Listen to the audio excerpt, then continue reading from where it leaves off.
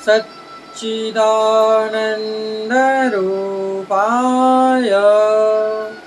विश्वोपत्यादिहेतवे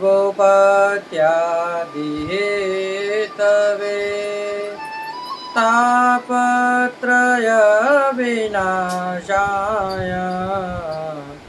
श्रीकृष्णाय वयं नमः। पुष्टिमार्गीय सर्वज्ञ करुणारसपूरित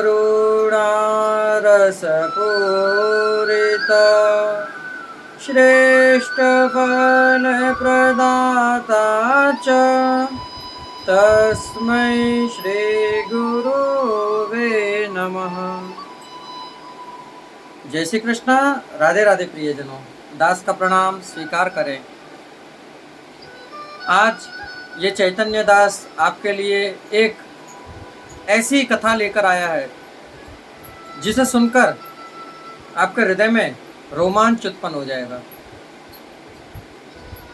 जिनकी वाणी आप और हम नित्य प्रति सुनते ही रहते हैं जी,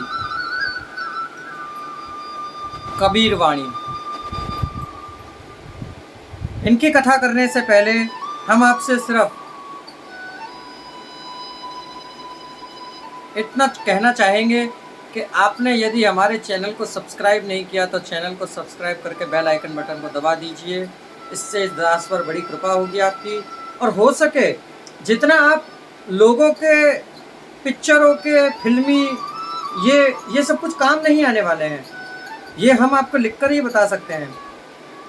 आप यदि हमारे सत्संग के चैनल को अपने व्हाट्सएप, फेसबुक, इंस्टा इन पर स्टोरी लगाएंगे, जिससे चार लोगों तक ये संदेश पहुंचेगा और वह लोग हमारे सत्संग का लाभ लेंगे, तो जितना लाभ वो लेंगे उतना ही आपको उनका फल मिलेगा, फल प्राप्त होगा। घर बैठे बिठाए आपको सत्संग का फल प्राप्त हो जाएगा। तो ये दास आपसे आज कबीर दास जी के बारे में एक कथा कहना चाहता है। इसे सुनिए और आनंद मग्न हो जाइए।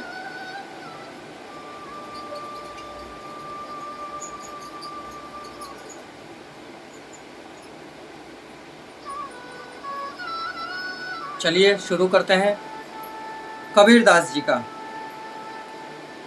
सत्संग। संत कबीरदास गांव से बाहर झोपड़ी बनाकर अपने पुत्र कमाल के साथ रहा करते थे। कमाल के साथ रहते रहते कबीरदास जी का नित्य का एक नियम था। क्या नियम था? उनका नियम ये था कि वह नित्य प्रति नदी में स्नान करने के बाद गांव के सभी मंदिरों में जल चढ़ाकर दोपहर के बाद भजन में बैठते थे और शाम तक भजन किया करते। शाम से रात्रि हो जाती तब वह अपने घर को लौटते थे।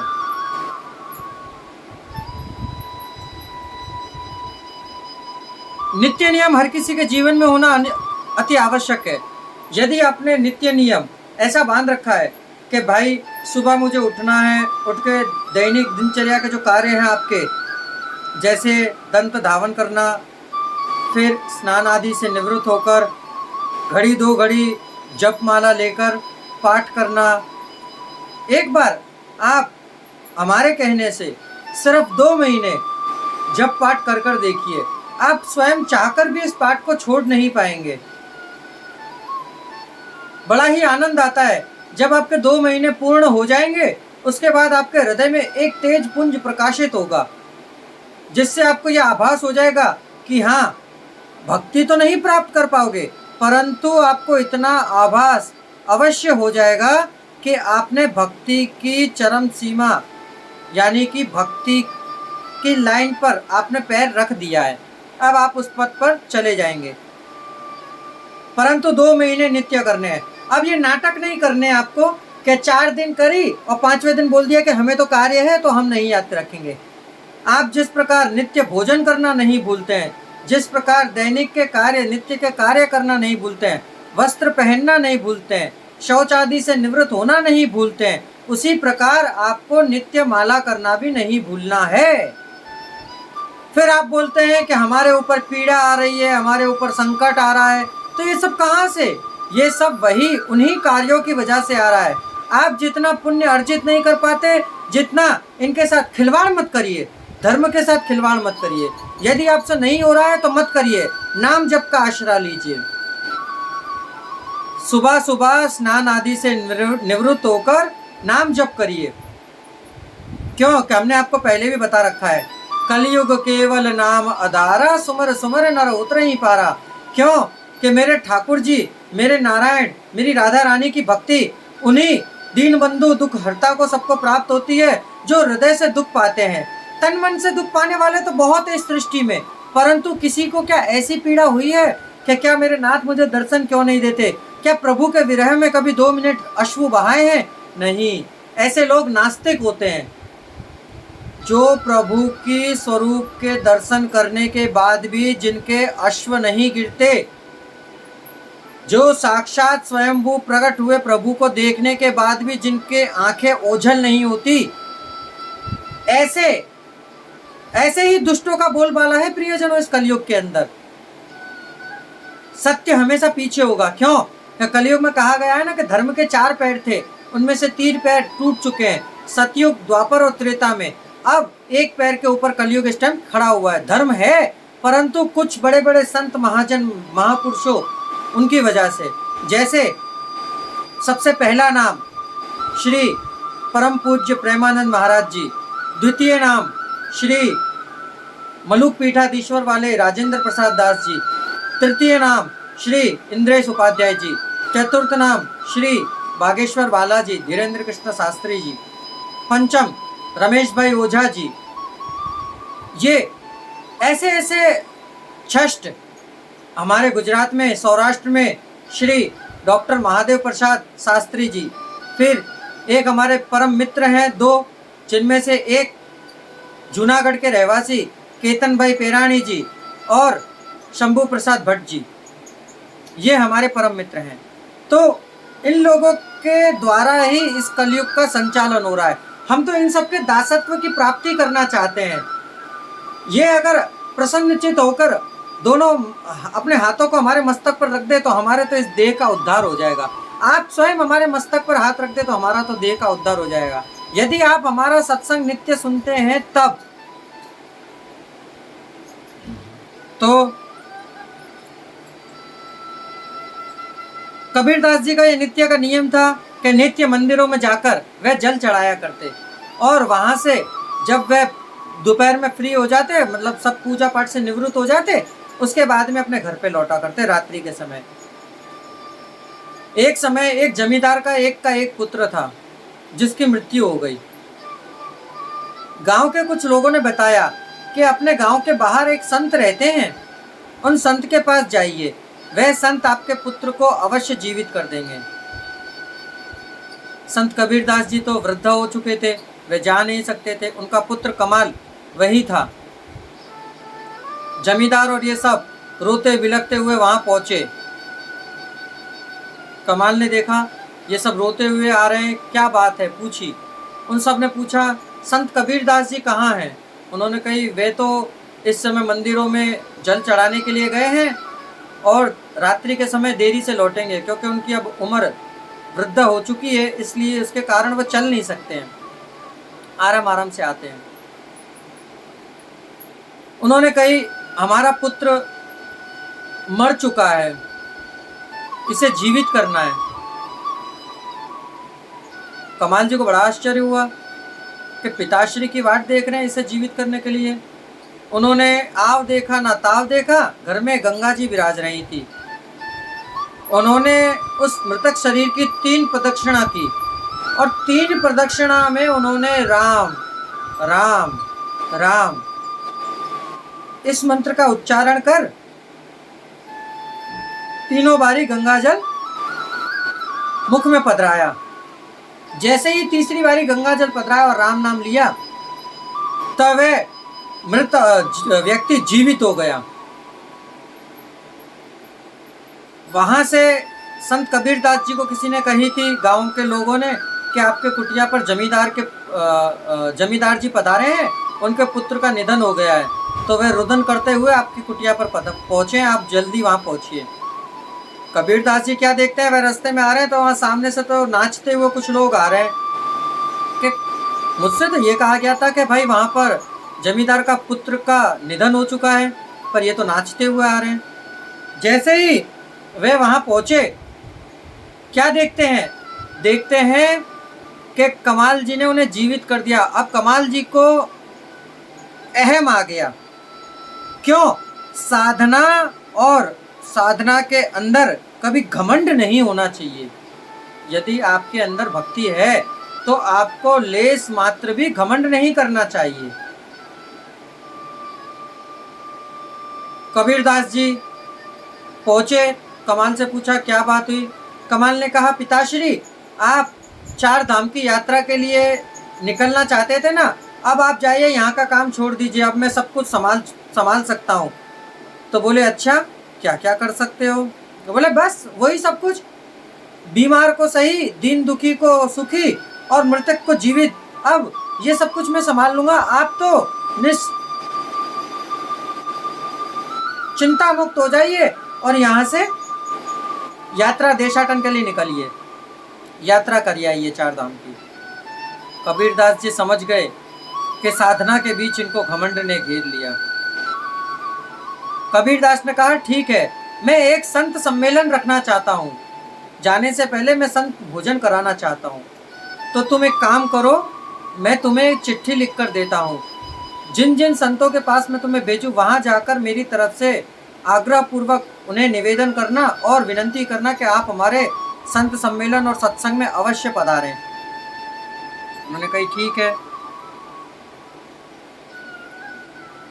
सबसे पहले वह एक संत के पास गए। वहाँ कबीरदास जी ने उनसे विनंती करी कि आप हमारे वहाँ गांव में पधारिए, हमारे पिताश्री 4 धाम की यात्रा करने के लिए जाने वाले हैं, तो आप वहाँ सत्संग में पधारिएगा, ये हमारे पिताश्री ने कही, और ये चिट्ठी आपके लिए लिखकर भेजी है। संत ने जैसे ही वह चिट्ठी खोली, उस चिट्ठी में उन्होंने देखा और देखते ही आभास हो गया। उन्होंने कही इसमें घमंड है। बोले अगर कबीरदास जी वहाँ नहीं रहेंगे तो तुम संभाल लोगे सब? तो क्या हाँ, अब मैं सब कुछ संभाल सकता हूँ। बोले क्या क्या कर सकते हो? तो बोले मृतक को जीवित कर सकता हूँ और दीन दुखी को सुखी कर सकता हूँ, दुखियों के दुख दूर कर सकता हूँ, पीड़ितों के कष्ट दूर कर सकता हूँ, ये सब कुछ मैं कर सकता हूँ। बोले अच्छी बात है, ये तो बहुत खुशी की बात है। उन्होंने कही अब तुम यहाँ आए हो तो रात्रि यहाँ विश्राम करो, सुबह यहाँ से जाना। सुबह देखता तो उन संत की कुटिया के बाहर 200-300 याचक आए हुए हैं, पीड़ित लोग। उन्होंने कही जरा अपना चमत्कार यहाँ भी दिखाते हुए जाओ कमाल जी। कमाल जी तो उन्हें देखकर अचंभित हो गए, स्तब्ध हो गए एकदम से, ये क्या? उन्होंने कही जरा सा यहाँ भी कर दीजिए। अब वो देखकर तो डर गए। अब उन संत जी ने क्या किया कि हाथ में जल लिया और 100 लोगों को एक लाइन में लगाया और हाथ में जल लेकर और यूं छाट दिया सब पर, राम राम। वे सब सही हो गए। दूसरी लाइन बुलाई, दूसरी लाइन के ऊपर जल छाटा, वे सब भी सही हो गए।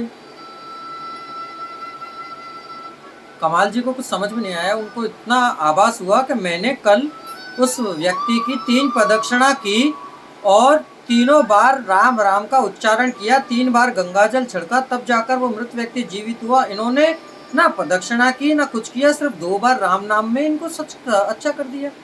वहां से दूसरे संत के पास पहुंचे, एक जैसी चीज। वहां जाकर दूसरे संत से भी यही विनंती करी कि वहां पधारिए, हमारे पिताजी 4 धाम की यात्रा करने को पधारने वाले हैं, तो वहाँ संत सम्मेलन रख रखा है, तो आपको पधारना है। उन्होंने कहा ठीक है। उनको भी वही खत दिया, वह भी समझ गए। अब उनके पास में कुछ लोग ऐसे आए जो कोढ़ से ग्रस्त थे। उन्होंने कही कमाल जी कुछ अपना कमाल यहाँ भी करते हुए जाइए। उन पर नहीं हुआ तो उन संत ने हाथ में जल लेकर और राम, एक ही बार राम बोला, उतने में वह सब सही हो गए।